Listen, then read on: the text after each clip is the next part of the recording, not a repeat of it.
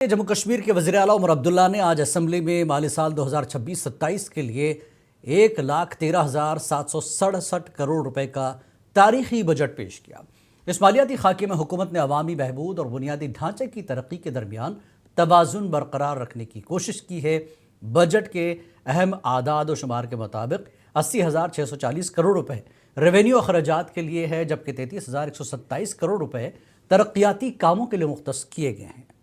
आमदनी के ज़राए में मरकज़ की जानिब से 42,752 करोड़ रुपए की माली इमदाद और 13,400 करोड़ रुपए के मरकज़ी स्कीमों के तहत हासिल होंगे, जबकि रियासत अपनी कोशिशों से 31,800 करोड़ रुपए का रेवेन्यू जमा करेगी।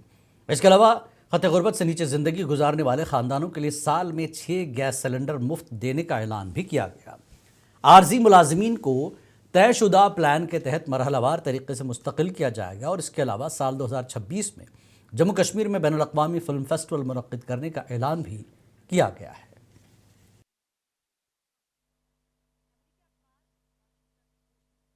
Guided by this enduring spirit, our government is committed to transforming Jammu and Kashmir into a modern, progressive and economically vibrant region. Together, we will turn obstacles into stepping stones and aspirations into achievements.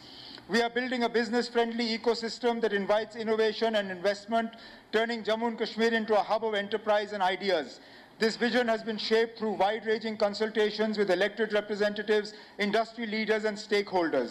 Their voices have enriched this budget and ensured that it remains people-centric. By engaging directly with every member of this House, we have laid the cornerstone of a new culture of participatory governance. The past year has been nothing but challenging for Jammu and Kashmir and for the entire nation. At the national level, we have seen our growth path suddenly challenged by geopolitical challenges. We see our access to global markets being constrained.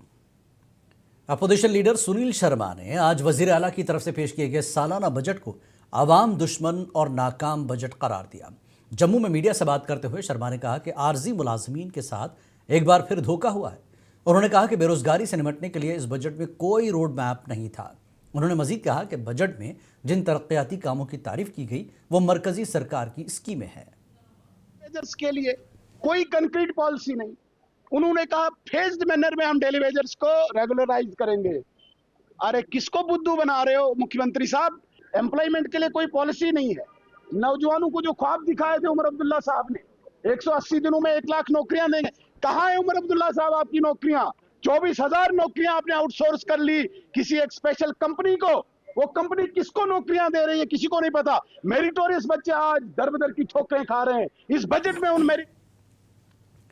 आज वज़ीर आला की तरफ से पेश किए गए budget पर बात करते हुए पीडीपी एमएलए वहीद परा और एमएलए हंदवाड़ा सज्जाद गनी लोन ने कहा कि बजट अवामी उम्मीदों के बरक्स था। वहीद ने जहां बेरोजगारी की बात की तो वहीं सज्जाद लोन ने कहा कि इसमें मरकजी स्कीमों की तारीफों के सिवा कुछ नहीं था। लोगों को लगा एक इलेक्टेड गवर्नमेंट है and this government has a people's mandate, they will address the youth issues, unemployment issues. But unfortunately जो हम देख रहे हैं, जो माहौल है, 1 साल के बाद भी हुकूमत जब इलेक्ट हुई 15 महीने हो गए, दूसरी बजट है, तो हमें लगा कुछ ना कुछ टेंजेबल होगा। This budget is repackaging of centrally sponsored schemes. This budget offers nothing to the youth of Jammu and Kashmir. This budget offers nothing to the farmers of Jammu and Kashmir. और जो इफेक्टेड लोग जम्मू कश्मीर में है, जो उम्मीद लगा के बैठे थे कि जो वादे किए हैं हमारे साथ, चाहे पहली बजट में, चाहे मैनिफेस्टो में, चाहे इलेक्शन में, और वक्त मांगा गया, वक्त दे के भी आज 1 लाख डेली वेजर सड़कों पे है, उनकी रेगुलराइजेशन की बात इस बजट में नहीं हुई। जिन लोग जो होमलेस है उनके लिए आज तक कुछ नहीं हुआ। कि जो ये ट्रेजरी बेंच वाले वो बजा रहे, अगर एक को समझ आई हो मैं माफी मांग लूं, एक को पूछ के बताओ इसमें है क्या। तो मुझे कोई चीज, सिर्फ एक तो मरकज को, सेंटर को शुक्रिया बोलना 5-6 बार, मतलब ये मैं वसूख से कहता हूं कि जो वज़ीर आला उमर अब्दुल्ला की तरफ से कानून साज असेंबली में बजट पेश किया गया। इस बजट पर मुनसिफ टीवी ने कारोबारी इदारों के सरबराहों से बातचीत की। इन सरबराहों ने बजट को अवामी उम्मीदों से कम ही करार दिया, ताहम कुछ ऐलानात का खैर मकदम किया। Backbone of our economy of Kashmir, उसके मतलब we had asked for 5% interest subvention. Interest subvention हमने 5% मांगी थी post Pahalgam attack for the hospitality sector and allied sectors, क्योंकि they are suffering.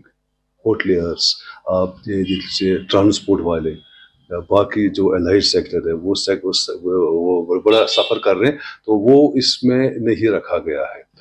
देखिए जी, बजट जो है ये मुझे मिक्स बैग ही लगा, कुछ ज़्यादा उम्मीदें इसमें नहीं भी थी हमें, to be very honest, but still एक जस्टिफाइड बजट है, बट डेवलपमेंट के हवाले से जो पुराना इंफ्रास्ट्रक्चर है, अगर से आप पीछे देखेंगे जो हमारे जीएसटी कलेक्शंस है वो डाउन हुई हैं by considerable amount, tone of around 500 crore के आसपास हमारा जो डेफिसिट है उस पर गया है। मेरी पूरी उम्मीद थी आज के आज कम से कम जो होटल इंडस्ट्री है मेरी, उस इंडस्ट्री के लिए जिससे बहुत ज़्यादा मुश्किलों का सामना है अभी, खासकर पहलगाम एपिसोड के बाद में जो मुसीबतें हम पे आई हैं।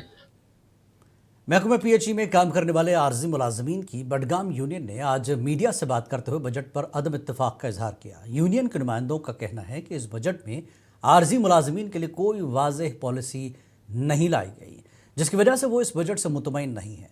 उन्होंने कहा कि हुकूमत को चाहिए कि एक साफ और वाज़ेह पॉलिसी मुतारफ़ कराए ताकि मालूम हो सके कि आखिरकार सरकार आर्जी मुलाजमीन के साथ क्या करना चाहती है। पेश की हमारे चीफ मिनिस्टर उमर साहब ने, मगर हमें लगा कि इस बजट में हमारे लिए कुछ खास नहीं है। जो टेलीविजनों की जो आज थी, आज जम्मू कश्मीर जितने भी टेलीविजन है उनको जो आज थी आज इस बजट पे, तो इसमें हमें कुछ खास दिखा नहीं। जो उसने बताया कि हमने टेलीविजन के लिए एक रोड मैप बनाया, पर इस रोड मैप का हमें भी पता जो कमेटी बनाई थी पहले 6 महीने पिछले बजट में 6 महीने के लिए, उसको भी 1 साल हो गया, अभी भी इस बारे में कुछ पता ही नहीं है क्या कमेटी का क्या रिपोर्ट आया सीएम साहब के पास। तो आज इसने उसी मुद्दे पे आज ये बोला कि हमने एक रोड में बनाना है, तो इसको भी हमें पता नहीं कितना टाइम लगेगा। अगर ये पॉलिसी होती कि एआईसीसी के जनरल सेक्रेटरी और एमएलए डोरू जी अमीर ने कहा कि 2019 में हदबंदी और इंतखाबात के बाद जम्मू कश्मीर को रियासत का दर्जा बहाल करने के जो वादे किए गए थे वो इंतखाबात को 1.5 साल गुजरने के बावजूद आज तक पूरे नहीं हुए। उन्होंने वज़ीर आज़म नरेंद्र मोदी के उस बयान का हवाला देते हुए जिसमें रियासती दर्जे की बहाली को तशद्दुद के खात्मे से जोड़ा जा रहा था। जम्मू कश्मीर में सिक्योरिटी और महकमे दाखिला मुकम्मल तौर पर मरकज़ के इख्तियार में है, न कि जम्मू कश्मीर हुकूमत के। कांग्रेस कमेटी के जनरल सेक्रेटरी और मेंबर असेंबली डोरू गुलाम अहमद मीर साहब, आपसे जानना चाहेंगे आज से बजट सेशन जो है पेश की जाएगी, तो इस हवाले से क्या उम्मीद रखते हैं इस बार बजट पे? देखिए, बजट से तो हमेशा लोगों को एक उम्मीदें तो रहती ही है। बीच में एक पीरियड निकला जब गवर्नर रूल रहा है, तो हमारा बजट दिल्ली पार्लियामेंट मेंबर पास करते थे जिनको जमीनी हकाइक से कोई मतलब नहीं होता था। अब पिछले साल अनंतनाग में परीक्षा पे चर्चा के मुख्तलिफ तालीमी इदारों के तलबा ने वज़ीर आज़म नरेंद्र मोदी का बराह रास्त तबसरा तवज्जो से सुना। इस मौके पर स्कूलों और तालीमी मराकज़ में खुसूसी इंतज़ामात किए गए थे ताकि बच्चे प्रोग्राम से भरपूर इस्तेफ़ादा कर सकें। वज़ीर आज़म ने इस मौके पर इंतखाबात के दौरान ज़हनी दबाव से निपटने, वक्त के बेहतर इस्तेमाल, खुद एतमादी और मुस्बत सोच की अहमियत पर जोर दिया।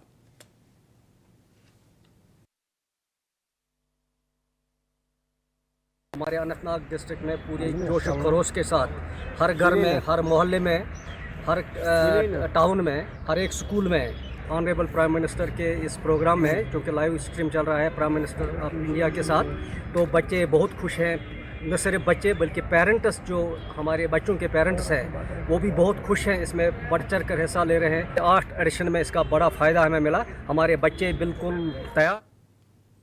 दिल्ली ब्लास्ट केस की तहक़ीक़ात के सिलसिले में नेशनल इन्वेस्टिगेशन एजेंसी की टीम ने एक बार फिर अनंतनाग की गवर्नमेंट मेडिकल कॉलेज कैंपस का दौरा किया। एनआईए की टीम ने मुख्तलिफ पहलुओं से जांच पड़ताल की और मुतल्लिक़ा अफराद से पूछगछ भी की। एनआईए दिल्ली ब्लास्ट केस की तमाम मुमकिना ज़ावियों से तहक़ीक़ात कर रही है। साल 2025 के दौरान वाइट टेररिस्ट मॉड्यूल को बस्ट किया गया है और इस सिलसिले में कुलगाम इलाके से ताल्लुक़ रखने वाले डॉक्टर अदील की गिरफ्तारी अमल में लाई गई है और उसके बाद जीएमसी अनंतनाग हॉस्पिटल के लाकर से AK-47 बरामद की गई।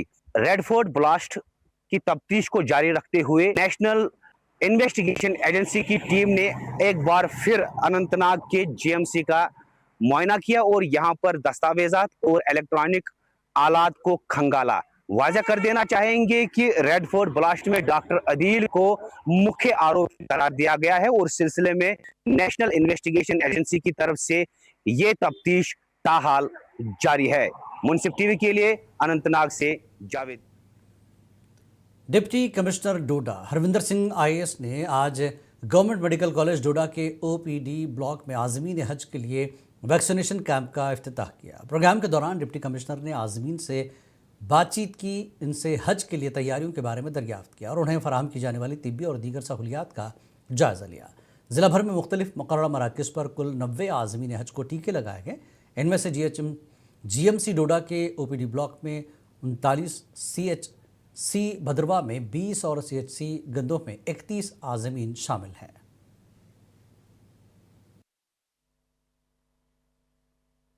सबसे पहले अल्लाह ताला का लाख लाख शुक्र अदा करना चाहूँगा जिस अल्लाह ने मुझे उस काबिल समझा और वहाँ उस पाक सरजमीन के लिए कबूल किया।